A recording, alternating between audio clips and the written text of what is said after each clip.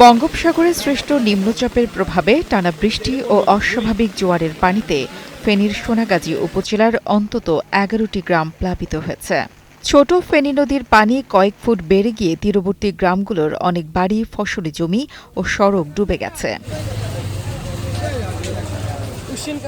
শনিবার বিকেলে ফেনী নদীর পানি স্বাভাবিকের চেয়ে কয়েক ফুট উচ্চতায় প্রবেশ করায় নদীর তীরবর্তী সাইয়দপুর, চর ইঞ্জিমান, মাদ্রাসাপাড়া, আমতলী, ইতালি মার্কেট, রহমতপুর, তেল্লারঘাট, কাজিরহাট সহ বেশ কয়েকটি এলাকা প্লাবিত হয়েছে।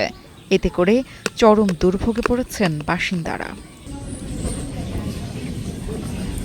টানা সপ্তমবারের মতো বেস্ট টিস্যু পেপার ব্র্যান্ড হিসেবে স্বীকৃতি পেয়েছে বসুন্ধরা টিস্যু। ভুক্তভোগী স্থানীয়রা বলছেন, মোছাপুর রেগুলেটর না থাকায় প্রতিনিয়ত জোয়ারের পানি লোকালয়ে ঢুকে পড়ে।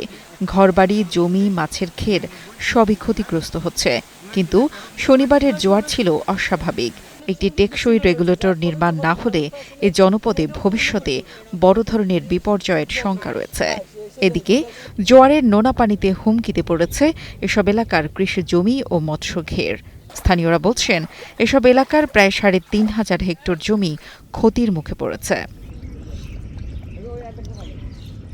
জেলা আবহাওয়া অফিস সূত্রে জানা গেছে, শনিবার সন্ধ্যা ৬টা পর্যন্ত ২৪ ঘণ্টায় জেলায় ৬৪.৪ মিলিমিটার বৃষ্টিপাত রেকর্ড করা হয়েছে। সাগরে সৃষ্ট নিম্নচাপের প্রভাবে রোববারও জেলা জুড়ে মাঝারি থেকে ভারী বৃষ্টিপাতের সম্ভাবনা রয়েছে। নুসরাত জাহান কলি, কালের কণ্ঠ।